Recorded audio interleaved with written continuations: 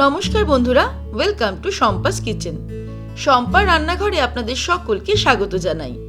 সামনেই শীত আসছে, আর শীতকাল মানে কিন্তু আমাদের সবার পছন্দের সন্ধ্যেবেলার খাবার হলো মোমো, আর তার সঙ্গে গরম গরম মোমো স্যুপ। আজকে নিয়ে এসেছি চটজলদি একটা মোমো স্যুপের রেসিপি, যেটা বাড়িতে থাকা একদম সামান্য ইনগ্রেডিয়েন্টস দিয়ে খুব তাড়াতাড়ি আমরা তৈরি করতে পারবো। তাহলে চলুন শুরু করি। সবার প্রথমে একটা প্যান গরম করে তার মধ্যে নিয়ে নেব 1 টেবিল স্পুন পরিমাণে রিফাইন্ড অয়েল। তেল গরম হয়ে গেলে এর মধ্যে দিয়ে দেব 1 টেবিল স্পুন পরিমাণে রসুন কুচি, আর দিয়ে দিচ্ছি একটা মাঝারি সাইজের পেঁয়াজ কুচি। রসুন আর পেঁয়াজটাকে ফ্রাই করে নেব হাই ফ্লেমে 1 মিনিট। 1 মিনিট ফ্রাই করে নেওয়ার পর এর মধ্যে অ্যাড করে দেব কুচানো চিকেন। আমি 200 গ্রাম বোনলেস চিকেন একদম মিহি করে কুচিয়ে নিয়েছি, সেটা দিয়ে দিলাম। চিকেন দেওয়ার পরে আরো মিনিট 2 ফ্রাই করব হাই ফ্লেমে, নাড়তে নাড়তে।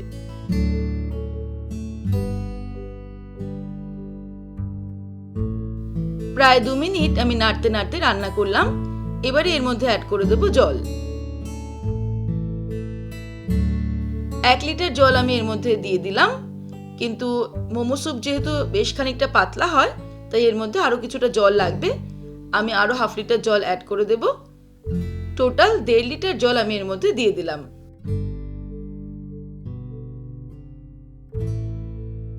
এর মধ্যে দিয়ে দেব স্বাদ অনুযায়ী নুন, আমি 1 টিস্পুন দিলাম, আর দিয়ে দিচ্ছি গোলমরিচের গুঁড়ো হাফ টিস্পুন মতো।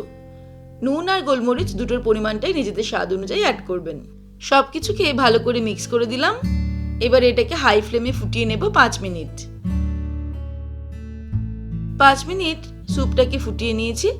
এবারে একটা ছোট বোলের মধ্যে 2 টিস্পুন কর্নফ্লোর নিয়ে এর মধ্যে অল্প জল দিয়ে গুলে নিয়ে এর মধ্যে অ্যাড করে দেব। কর্নফ্লোর অ্যাড করার পরে সবকিছুকে মিক্স করতে করতে ভালো করে নাড়তে নাড়তে রান্না করব।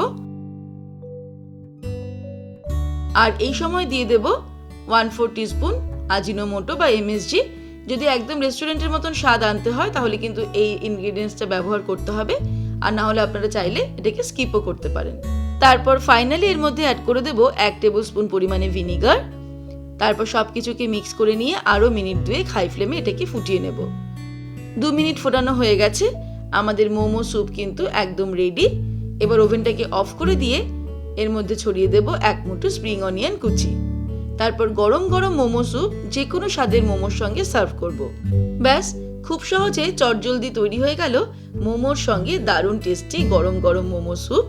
এবারে আপনারাও শীতকালে সন্ধ্যায় বা ডিনারে এই মোমো স্যুপ তৈরি করুন।